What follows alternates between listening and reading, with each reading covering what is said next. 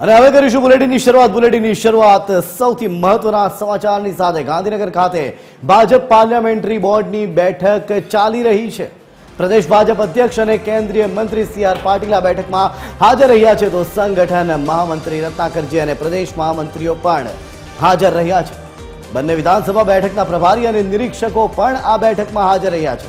મળેલા નામ પર બેઠકમાં વિચારણા કરવામાં આવી છે, તો બંને બેઠક માટે 3 નામની પેનલ બનાવી હાઈકમાન્ડને મોકલાઈ છે। ત્યારે સૌથી મહત્વની બાબત એ છે કે આજે રાત અથવા આવતીકાલ સુધીમાં બંને બેઠક વિસાવદર અને કડી બંને બેઠકના ઉમેદવારોની નામોની જાહેરાત પણ આજે ભાજપ કરી શકે છે। આજે રાત્રે અથવા આવતીકાલ સુધીમાં બંને નામોની પણ જાહેરાત ભાજપ કરી શકે છે। ત્યારે આ જ મામલે વધુ વિસ્તારથી વાત કરવા માટે આપણી સાથે એસોસિએટ એડિટર સોનલ અનડકટ જોડાયા છે। સીધા જઈશું સોનલ પાસે કે જે ગાંધીનગર ખાતે છે।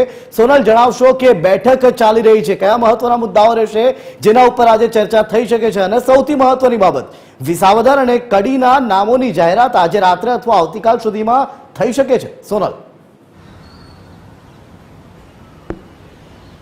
જે અમે અત્યારે ગાંધીનગર ખાતે છીએ। ગાંધીનગર રાજભવન ખાતે જે બેઠક છે તે હમણાં થોડી મિનિટો પહેલાં જ શરૂ થઈ છે, કેમ કે આ બેઠકનો સમય ચોક્કસપણે 6 વાગ્યાનો હતો। પ્રદેશ ભાજપ અધ્યક્ષ અને કેન્દ્રીય મંત્રી સી.આર. પાટીલ હમણાં થોડી મિનિટો પહેલાં જ અહીં બેઠક ખાતે પહોંચ્યા છે। મુખ્યમંત્રી ભૂપેન્દ્ર પટેલ અને સાથે સાથે જ પ્રદેશ ભાજપ અધ્યક્ષ સી.આર. પાટીલ, આ ઉપરાંત સંગઠન મહામંત્રી રત્નાકરજી, મહામંત્રીઓ રજની પટેલ અને અભિનવ ચાવડા સહિતના જે બોર્ડ સભ્યો છે પાર્લામેન્ટરી બોર્ડના, તેઓ તમામ ઉપસ્થિત છે। બંને વિધાનસભા બેઠકોના નિરીક્ષકો અને પ્રભારીઓ પણ ઉપસ્થિત છે।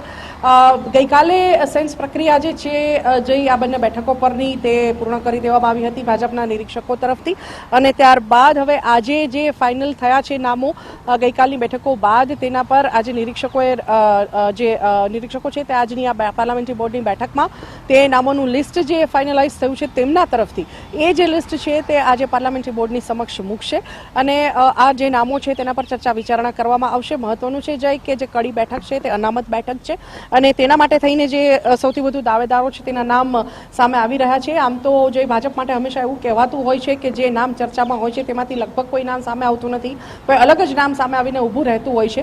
પણ આ વખતે શું થાય છે તે તો હવે સમય જ કહેશે। પણ કેટલાક નામો જે ચર્ચામાં છે તેમાં આજે સવારથી જે નામ સામે આવી રહ્યું છે તે ગાયક કલાકાર કાજલ મહેરિયાનું છે કડી ખાતે, સાથે જ ગાંધીનગરના પૂર્વ મેયર હિતેશ મકવાણા જે છે તેમના ફાધર પૂનમ મકવાણા જે પૂર્વ ધારાસભ્ય છે, આ ઉપરાંત પૂર્વ ધારાસભ્ય હિતુ કનોડિયાનું નામ પણ ચર્ચામાં છે। આ રીતે અનેક એવા નામ છે કે જે હાલ ચર્ચાઈ રહ્યા છે કડી અનામત બેઠક માટે। વિસાવદરની જો વાત કરીએ તો હર્ષદ રીપડિયા અને ભૂપત ભાયાણીનું નામ અને કિરીટ સોલંકીનું નામ પણ ચર્ચામાં છે। આ જે નામો છે કિરીટ પટેલ, માફ કરજો, કિરીટ પટેલ જે પૂર્વ જૂનાગઢ જિલ્લા પ્રમુખ રહી ચૂક્યા છે તેમનું નામ, આ 3 નામ એવા છે કે જે વિસાવદર બેઠક માટે ચર્ચામાં છે।